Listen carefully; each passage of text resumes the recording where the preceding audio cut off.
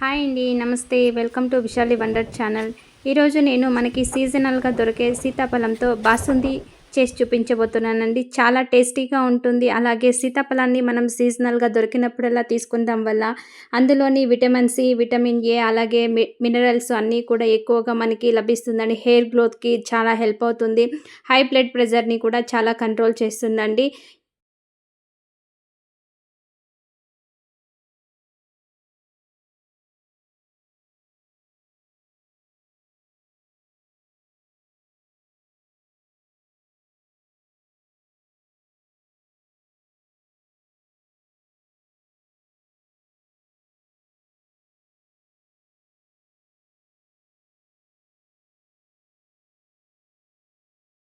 తక్కువ ఇంగ్రీడియంట్‌తో సూపర్ టేస్టీగా ఉంటుందండి ఈ బాసుంది రెసిపీ.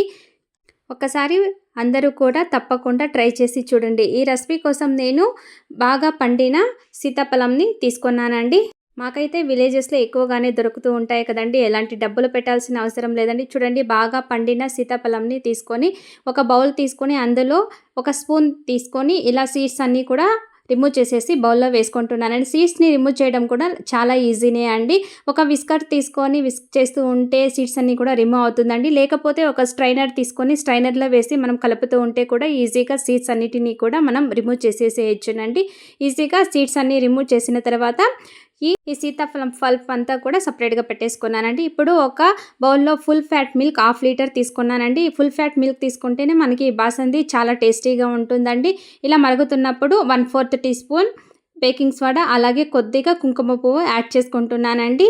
ఈ పాలు మొత్తం కూడా బాగా మరిగి ఆఫ్ అయ్యేంత వరకు బాగా మరిగించుకోవాలండి. ఇప్పుడు ఇందులోనే 2, 3 యాలకులు కూడా యాడ్ చేసుకుంటున్నానండి. మీరు ఫుల్ ఫ్యాట్ మిల్క్ తీసుకోలేదంటే కొద్దిగా కోవా కూడా యాడ్ చేసుకోండి. అప్పుడు టేస్ట్ పర్ఫెక్ట్‌గా వస్తుందండి. ఇప్పుడు 2 టేబుల్ స్పూన్ల షుగర్ యాడ్ చేస్తున్నానండి. మరీ తీపి అనేది ఎక్కువ అవసరం లేదండి. ఇందులో టేబుల్ స్పూన్ అయితే సరిపోతుందని కొద్దిగా నాటి గులాబీ పెటల్స్ యాడ్ చేస్తున్నానండి. నాకి ఇష్టమని నేను యాడ్ చేసుకుంటున్నానండి. ఇది ఆప్షనల్ అండి. పాలు మొత్తం కూడా చిక్కపడిన తర్వాత స్టవ్ ఆఫ్ చేసేసి మన కస్టర్డ్ ఆపిల్ మిశ్రమంలోకి వేసి బాగా కలుపుకొని మీ దగ్గర ఉన్న డ్రై నట్స్ అయితే యాడ్ చేసుకోండి. నేను బాదాం అయితే వేయించి తీసుకున్నానండి. వీటిని బాగా కలుపుకొని ఫ్రిడ్జ్లో పెట్టి ఒక హాఫ్ అన్ అవర్ కోల్డ్గా సర్వ్ చేసుకుంటే ఎంతో టేస్టీగా ఉండే కస్టర్డ్ ఆపిల్ బాసుంది అయితే రెడీ అయిపోతుందండి. చాలా అంటే చాలా టేస్టీగా ఉంటుందండి. చిన్నవాళ్ళ నుండి పెద్దవాళ్ళ వరకు ఇష్టపడి తింటారండి. సీజనల్‌గా దొరికే సీతాఫలంతో మీరు కూడా ఒకసారి ఇలా ట్రై చేసి చూడండి. చాలా టేస్టీగా ఉంటుందండి. ఓకే ఫ్రెండ్స్, చూసారుగా ఈ వీడియో మీకు నచ్చినట్లయితే లైక్ చేయండి, షేర్ చేయండి, సబ్స్క్రైబ్ చేసుకోండి. Thank you for watching.